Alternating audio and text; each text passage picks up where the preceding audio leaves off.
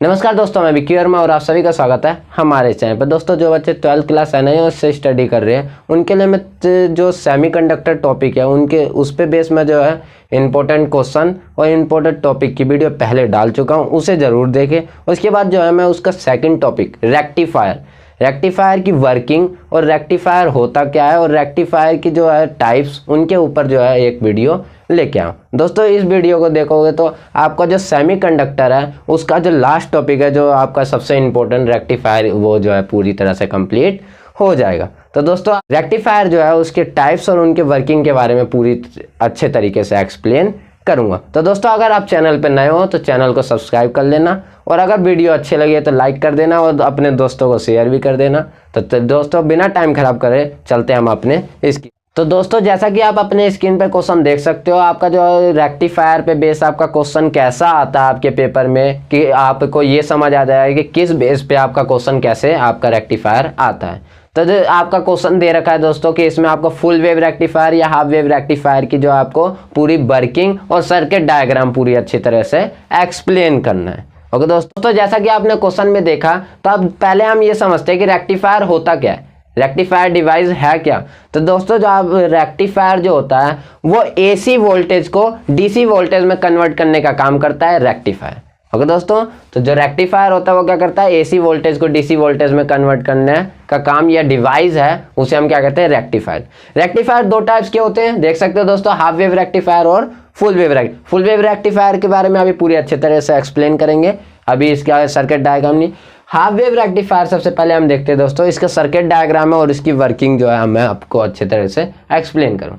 तो half wave rectifier में हमारा एक एसी सोर्स होता है, ये आपका जो बीच में आपको दिख रहा है ये स्टेप डाउन ट्रांसफार्मर होता है। ट्रांसफार्मर क्या होता है, ट्रांसफार्मर जो होता है ये एक तरह का डिवाइस होता है जो कि लो एसी वोल्टेज को हाई में और हाई एसी वोल्टेज को लो में चेंज कर देता है। ओके दोस्तों, ये दो तरह के होते हैं, एक स्टेप डाउन एक स्टेप अप होता है। मतलब जो कम को ज्यादा कर दे वो स्टेप अप, और जो कम ज्यादा को कम कर दे वो स्टेप डाउन होता है। तो हम यहाँ पे ज्यादा को कम करने वाला लगा रखा है हमने, स्टेप डाउन ट्रांसफॉर्म वो लगाते हैं। और एक पीएन डायोड लगाते हैं। पीएन डायोड के बारे में मैंने बताया था, पीएन डायोड जो होता है वो फॉरवर्ड बायस, मतलब बायसिंग, जब इसमें हम पॉजिटिव टर्मिनल से जब जोड़ देते हैं तो वो क्या हो जाता है, पी को पॉजिटिव से फॉरवर्ड और अगर नेगेटिव से तो वो रिवर्स बायस होता है।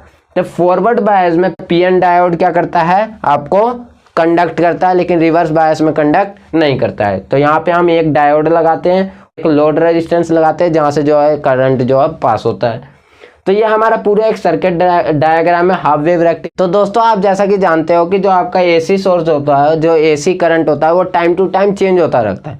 तो वो जो कभी पॉजिटिव कभी नेगेटिव ऐसा होता जाता है। तो इसका जो सोर्स होता है वो चेंज होता रहता है। तो एसी सोर्स जब हम लगाते हैं तो हम जानते हैं कि यहाँ से जब करंट जाएगा, पास होगा, तो यहाँ पे आते हैं ये कि इस टाइम ये पॉजिटिव है और ये नेगेटिव है। तो आप जानते हो ये क्या हो जाता है, ये अल्टरनेटिव करंट होता है, ये हमेशा जो होता है चेंज होता रहता है, हर एक टाइम के बाद ये चेंज होता है। तो समझ लो अभी ये टर्मिनल पॉजिटिव है और ये टर्मिनल नेगेटिव है।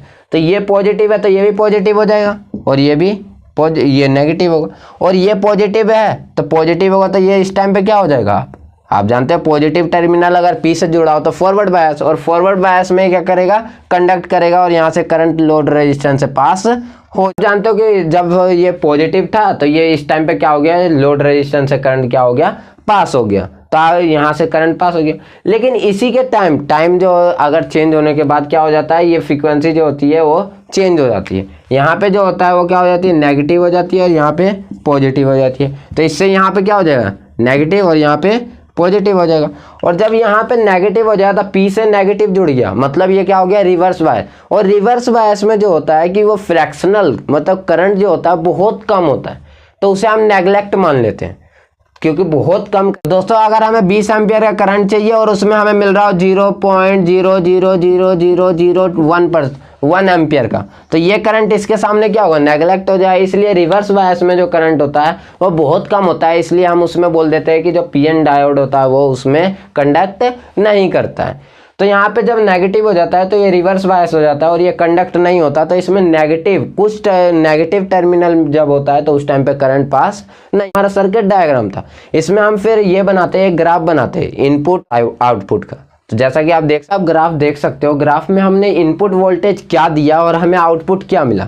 तो इनपुट हमने AC दिया, हमने पॉजिटिव नेगेटिव साइकिल पूरी दी हाफ साइकिल में, तो हमें लेकिन आउटपुट क्या मिला दोस्तों, हाफ साइकिल में आउटपुट मिला, हाफ साइकिल में आउटपुट नहीं मिला, हाफ में मिला। तो ये हमें फ्लक्चुएशन दिखती है, मतलब हाफ साइकिल में हमें आउटपुट मिलता है लेकिन हाफ में नहीं मिलता। तो इसकी एफिशिएंसी जो होती है 50% होती है। लोड रेजिस्टेंस से जो है आपका जो है वोल्टेज जो होता है वो जाता है, और जब नेगेटिव हाफ साइकिल में जो होता है लोड रेजिस्टेंस से नहीं जाता है। तो चलते हैं हम अपने फुल वेव रेक्टिफायर पे। तो दोस्तों जो हमारा रेक्टिफायर का सेकंड टाइप है वो हमारा है फुल वेव रेक्टिफायर। और फुल वेव रेक्टिफायर की जो है आपकी वर्किंग और उसके जो आपका ग्राफ, इनपुट और आउटपुट का जो ग्राफ होता है उसके बारे में आप देख सकते हो स्क्रीन पे। तो दोस्तों इसके बाद जो है इस पे जो है लास्ट ईयर के क्वेश्चन पेपर जरूर देख ले, ताकि आपको ये समझ आ सके कि इन पे बेस कैसे क्वेश्चन आते हैं। तो दोस्तों आप मैं एक दो क्वेश्चन जो है आपको ये स्क्रीन पे आप जैसा कि देख सकते हो कि इनमें कैसे बेस जो है क्वेश्चन आते हैं। तो दोस्तों अगर आप क्वेश्चन डाउनलोड करना चाहते हो तो इसकी लिंक जो आपके डिस्क्रिप्शन में दी हुई है। तो दोस्तों आप हम समझते हैं अपने इनके वर्किंग को। तो दोस्तों पहले हम इनका सर्किट डायग्राम देखते हैं कि हमारा जो फुल वेव रेक्टिफायर होता है उसका सर्किट डायग्राम है क्या। जो हमारा हाफ वेव रेक्टिफायर अभी इससे पहले आपने समझा दोस्तों, उसमें हमारा जो पीएन डायोड था वो एक पीएन डायोड का यूज किया था। यहाँ हम पीएन डायोड 2 यूज करते हैं, स्टेप डाउन ट्रांसफॉर्मर यूज करते हैं, AC सोर्स है। ओके दोस्तों, यहाँ पे RL यूज कर रखा है। सेम वही प्रोसेस होता है लेकिन बस इसमें क्या यूज हो जाता है, 2 पीएन डायोड यूज। देखते हैं हम इसका वर्किंग। अगर हमने यहाँ पे अगर हाफ साइकिल पहला है, पहले हाफ साइकिल में हमने पॉजिटिव है और यहाँ पे रिवर्स बायस है इसलिए ये नेगेटिव में जा रहा है। हमने क्या किया, यहाँ से AC सोर्स गया, यहाँ पे पहला जो है पॉजिटिव आया और यहाँ पे नेगेटिव आया। तो हम जानते हैं कि पीएन डायोड जो होता है पॉजिटिव हाफ साइकिल में वो क्या करता है, कंडक्ट करता है, और नेगेटिव में रिवर्स में वो कंडक्ट नहीं करता है। तो इस टाइम पे ये डायोड 1 का जो P पार्ट है वो पॉजिटिव है। पॉजिटिव मतलब फॉरवर्ड बायस, मतलब डायोड 1 से ये जो है RL पे जाएगा। तो देखते हैं हम कैसे जाएगा। यहाँ से जाएगा करंट और यहाँ से RL से होते हुए यहाँ से चला जाएगा और यहाँ से पूरा क्रॉस। ये दोस्तों मैंने इसलिए लगाया है क्योंकि यहाँ से हमने कनेक्ट नहीं किया, ये कनेक्ट नहीं है इससे, इसलिए इसको हमने ऐसे लगा। अगर कनेक्ट होता तो हम सीधे ले जाते और कनेक्ट ऐसे कर नहीं सकते, इसलिए हमने ऐसे किया।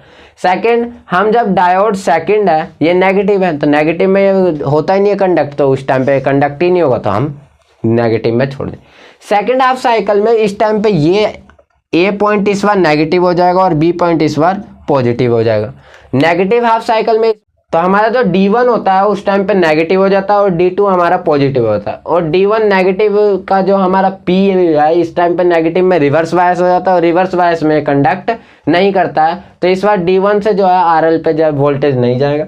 D2 अगर हम देखें तो इस पर टाइम पे P जो है हमारा पॉजिटिव है और पॉजिटिव में ये क्या होगा, कंडक्ट करेगा। तो हम देखते हैं कैसे जाएगा, यहाँ से करंट जाएगा और यहाँ से RL से होते हुए ये वापिस सर्किट तक आ जाएगा। तो यहाँ से हमारा जो होता है D1 नेगेटिव हाफ साइकिल और पॉजिटिव हाफ साइकिल दोनों में हमें क्या हो जाता है, हमारे लिए आउटपुट मिलता है। इसकी एफिशिएंसी 100% मानी जाती है, इसलिए इसका हम यूज अच्छा मान। तो हमें अगर इसका आप देखो इनपुट हमने D1 को दिया, D1 फॉरवर्ड बायस में ये गया, इनपुट हमने D2 को दिया ये, तो हमें मिला क्या, हमें D1 से मिला ये D2 D1, हमें हर साइकिल में हमें क्या आउटपुट मिला। और ये जो होता है हमारा क्या हो जाता है, DC वोल्टेज होता है और इसका यूज हम कर सकते हैं। तो दोस्तों हमारा ये फुल वेव रेक्टिफायर जो है इसका सर्किट डायग्राम ये वोल्टेज है और इसका जो है हमारा पूरा का पूरा वर्किंग है। तो दोस्तों जैसा कि हमने वर्किंग देखा, हमारा जो हाफ वेव रेक्टिफायर है उसका वर्किंग है when the voltage at A is positive and the diode is forward bias and it conducts. आप जानते हो कि फॉरवर्ड बायस में वो कंडक्ट करता है। When A is negative diode is reverse bias and it does not conduct. Therefore in the positive half cycle of AC there is a current through the load resistance RL and we get output voltage, whereas there is no current in negative half cycle since the rectifier output of this circuit is only for the half of the input AC wave is called half wave rectifier. आपको पता है कि जो हमारा AC voltage होता है वो half में जो होता है हमें आउटपुट मिलता है और हाफ में आउटपुट नहीं मिलता है। आप वीडियो को जो है स्टॉप करके राइट कर सकते हो, ये आपका जो है पूरा का पूरा वर्किंग है। ओके दोस्तों, चलते हैं अब हम अपने फुल वेव रेक्टिफायर पे। तो दोस्तों आप फुल वेव रेक्टिफायर की जो वर्किंग है वो आप जैसा कि देख सकते हो। When the input voltage at A is positive, voltage at B is negative, so that the D1 diode is forward bias and conduct, when D2 gets reverse bias and do not conduct. Hence during this positive half cycle we get output current. फिर when the voltage at A is negative and the voltage at B is positive, and this of the cycle diode D1 gets reverse and do not conduct, but the diode D2 gets forward bias and conduct. Therefore during the negative half cycle we get an input current and output voltage across RL. Hence we get output voltage during both the positive as well as negative half cycle of the AC is known as full wave rectifier. तो दोस्तों जैसा कि मैंने बताया कि आपको जो होता है फुल वेव रेक्टिफायर में नेगेटिव और पॉजिटिव दोनों हाफ साइकिल के लिए हमें आउटपुट मिलता है, वही आपका यहाँ लिखा हुआ है। इसे आप वीडियो को स्टॉप करके इसे राइट भी कर सकते हो, ये आपकी पूरी वर्किंग है। ओके दोस्तों, तो दोस्तों इस पे बेस आपका क्वेश्चन जरूर आता है, इसे आप अच्छे से कर ले। अगर कोई डाउट हो तो कमेंट करके बताएं, और अभी तक चैनल को सब्सक्राइब नहीं किया हो तो सब्सक्राइब कर ले और दोस्तों को शेयर कर दे। लास्ट में यही कहूँगा, जय हिंद।